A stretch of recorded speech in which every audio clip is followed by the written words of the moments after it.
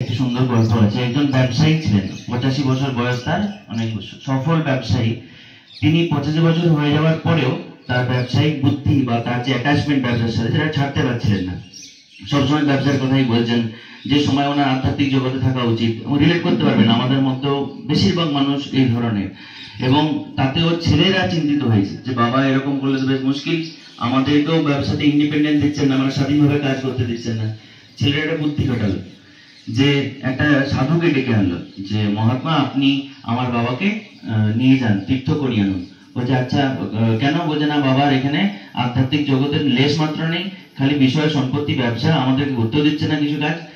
তো বলছে ঠিক আছে, কোন কোন জায়গায় যাবো? বলছে কোন কোন জায়গা নয়, ঘুরিয়ে এনোই না, তীর্থ করাতেই থাকো, ভারতে তো তীর্থের অভাব নেই, তুমি করাতেই থাকো, টাকা পয়সার কোনো অভাব নেই। সাধু ভাবলো ঠিক আছে, বিনা পয়সায় আমারও তীর্থ ভ্রমণ হবে, ভারত তো তীর্থের জায়গা। নিয়ে গেল।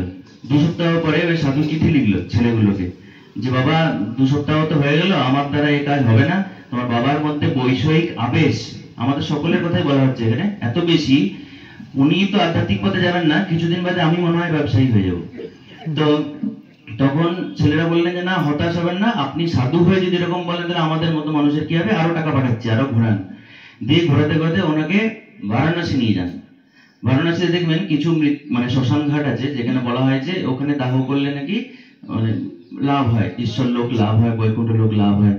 তো সেরকম একটা শ্মশানে লাস্টে ওনারা পৌঁছলেন। ওখানে পৌঁছানোর সঙ্গে সঙ্গেই বয়স্ক লোকটা কাঁদতে শুরু করলেন, হায় হায় করে, এ কি করলাম আমি, সারা জীবন ব্যর্থ করে দিলাম। সাধুরা অবাক হয়ে গেছে, যাক বারাণসীতে এসে তাহলে উপলব্ধিটা হলো।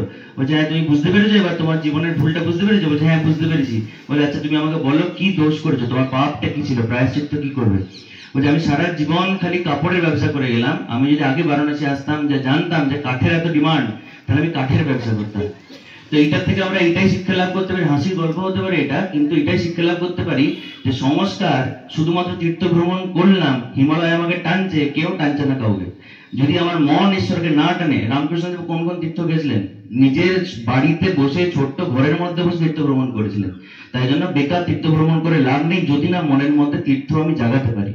তো এটাই হচ্ছে।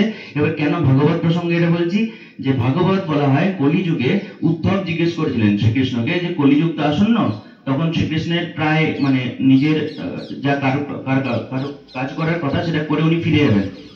তখন উদ্ধব বলেছিলেন যে কলিযুগে এবার মানুষ করবে কি? বলেছিলেন যে আমি চলে গেলেও ভাগবতের মধ্যে আমি নিজেকে রেখে যাচ্ছি। এই ভাগবত দর্শন করলে, এই যে বইটি রাখা আছে, এটি বইও নয়, এটা একটা মানে ঈশ্বরই বলা যেতে পারে, ঈশ্বরের একটা গ্রন্থ অবতার বলা হয় ভাগবতকে।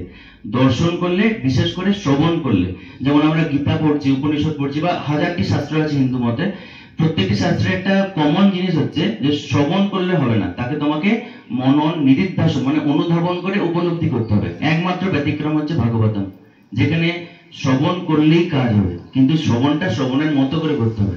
এখনো শ্রবণ আমি 10 মিনিট শ্রবণের মধ্যেও যদি বিষয় সম্পত্তি শ্রবণটার মধ্যে ঢুকিয়ে দিই, তাহলে কিন্তু সেটা শ্রবণ হলো না।